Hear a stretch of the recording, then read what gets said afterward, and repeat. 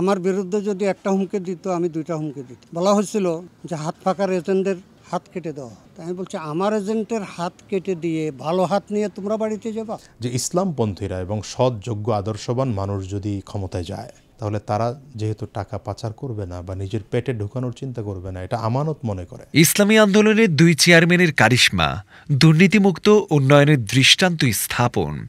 দেশের রাজনৈতিক অঙ্গনে এখন আলোচনার কেন্দ্রবিন্দুতে ইসলামী আন্দোলন বাংলাদেশের দুই জনপ্রিয় চেয়ারম্যান। সততা, নিষ্ঠা ও জনগণের সেবার অঙ্গীকারে তারা বদলে দিয়েছেন তাদের ইউনিয়নের চেহারা। চাঁদাবাজি, টেন্ডারবাজি, সন্ত্রাসী কার্যক্রম, চুরি, ডাকাতির মতো সামাজিক ব্যাধি অনেকটাই বন্ধ করতে সক্ষম হয়েছেন এই দুই চেয়ারম্যান। একজন হলেন লক্ষ্মীপুর উপজেলার কমলনগর উপজেলার চরকাদিরা ইউনিয়নের 3 বারের সাবেক চেয়ারম্যান, সাবেক উপজেলা চেয়ারম্যান এবং ইসলামী আন্দোলন বাংলাদেশের উপদেষ্টা মাওলানা খালেদ সাইফুল্লাহ। আমি জানতাম যে শক্তের ভক্ত নরমের জন। আমার বিরুদ্ধে যদি একটা হুমকি দিত আমি দুইটা হুমকি দিত। বলা হয়েছিল যে হাত ফাঁকার এজেন্টদের হাত কেটে দেওয়া। আমি বলছি আমার এজেন্টের হাত কেটে দিয়ে ভালো হাত নিয়ে তোমরা বাড়িতে যাবা। যে নির্বাচনের দিন আমরা কাফনের কাপড় পরে মাঠে নামবো, বাজারে কাফনের কাপড় ছিল না, আমার কর্মীরা কাফনের কাপড় নিয়ে। প্রশাসন ভয়ে ভীত ছিল যে কি ঘটে যায়, কয়টা লাশ পড়ে। করে বলছি ক্যাডর কোটু যাদেরকে আনবা এরা যেন মা বাবার কাছ থেকে বিদায় নিয়ে আসে।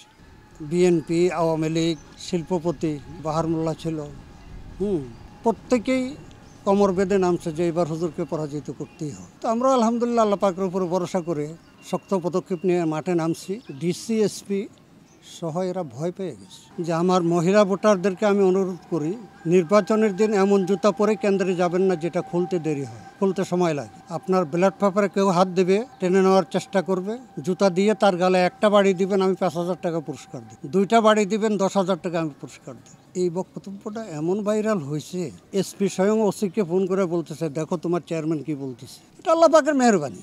আল্লাহ পাক যদি সঠিক নিয়তে ভালো উদ্দেশ্য নিয়ে কেউ ময়দানে আসে সাহসিকতার সাথে, আল্লাহ পাক সাহায্য করে। বলতো লক্ষ্মীপুরের সভাপতি ফিঙ্কু মিয়া সহ এখানে আয়সা বক্তব্য রাখতেন, বলতেন যে খালেদ সাইফুল্লাহ এত সাহস পায় কোথা। কোনো দল বা ব্যক্তির নির্বাচন করি না, আমি তো মালিকের নির্বাচন করি, আমার জন্য আমার মালিক যথেষ্ট। অন্যজন হলেন বরিশাল জেলার জাগুয়া ইউনিয়ন পরিষদের বর্তমান চেয়ারম্যান মুফতি হিদায়তুল্লাহ খান আজাদী। চরকাদিরা ইউনিয়নে মাওলানা খালেদ সাইফুল্লাহ তিনি 3 মেয়াদে সফলভাবে দায়িত্ব পালন করেন।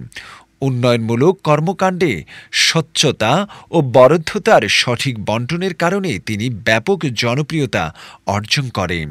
আমরা আগে করেছি অন্য এমপিতে দাঁড়াবে, অন্য তার লোকে আমরা ভোট করতেছি, আমরা এই লোকই আমরা চাই। 2004 সালে উপজেলা পরিষদ নির্বাচনে জনগণের ভালোবাসা ও বিশ্বাসের জোরে আওয়ামী লীগের প্রার্থীকে পরাজিত করে তিনি উপজেলা চেয়ারম্যান নির্বাচিত হন। এলাকাবাসীর প্রত্যাশা আগামী জাতীয় সংসদ নির্বাচনে ইসলামী আন্দোলন বাংলাদেশের হাতপাকা প্রতীক নিয়ে এমপি পদে প্রার্থী হবেন। উনি খুব ভালো একজন মানুষ, আমি মনে করি অনেক ভালোবাসে, ব্যক্তি হিসাবেও খুব ভালো, হিসাবেও খুব ভালো।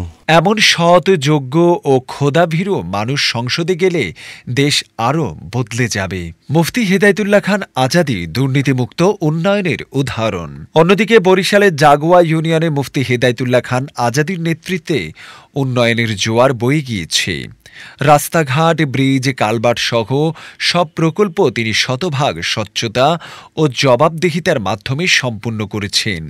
ফলে তিনি এলাকাবাসীর কাছে এক সৎ, নিষ্ঠাবান ও মানবিক চেয়ারম্যান হিসাবে পরিচিত পেয়েছেন। তার প্রশাসনিক দক্ষতা ও পরিষদের দুর্নীতিমুক্ত পরিচালনা এলাকায় প্রশংসিত হয়েছেন। আমি 4.5 বছরে জাগুয়া ইউনিয়নে যে পরিমাণ কাজ করেছি, আলহামদুলিল্লাহ সবগুলো কাজই আমি 65% এবং 70% কাজ সম্পন্ন করার চেষ্টা করেছি। এই সর্বশেষ যখন উদ্বোধন করতে গেলাম, মানুষের যে আগ্রহ দেখলাম এবং তাদের যে আশা, তাতে আমার কাছে মনে হলো যে দোয়া চাওয়া লাগবে না, মানুষ অটোমেটিক দোয়া দিবে। আমি 10 লাখ টাকায় যেই ব্রিজ করলাম, সেই ব্রিজ সরকারি বরাদ্দ হলে 30 লাখ টাকা হতো, তাহলে আমি 30 লাখ টাকায় সেম ব্রিজ 3টা করতে পারতেছি। তো এটা মূল কথা হচ্ছে এটা যে ইসলামপন্থীরা এবং সৎ যোগ্য আদর্শবান মানুষ যদি ক্ষমতায় যায়, তাহলে তারা যেহেতু টাকা পাচার করবে না বা নিজের পেটে ঢোকানোর চিন্তা করবে না, এটা আমানত মনে করে। তো আমানতে রক্ষা করার জন্যই মূলত এই প্রতিফলনটা আমরা দেখাতে পেরেছি। দুর্নীতিমুক্ত বাংলাদেশের প্রত্যাশা। স্থানীয় রাজনীতি বিশ্লেষকদের মতে ইসলামী আন্দোলন বাংলাদেশের এই দুজন চেয়ারম্যান প্রমাণ করেছেন, আলেম ওলামারা যদি জন আস্থার নেতৃত্বে আসেন তাহলে দুর্নীতিমুক্ত ও আদর্শ বাংলাদেশ গঠন সম্ভব। তাদের এই সাফল্য ইসলামী মূল্যবোধ নির্ভর রাজনীতির প্রতি নতুন করে মানুষের আগ্রহ সৃষ্টি করেছে।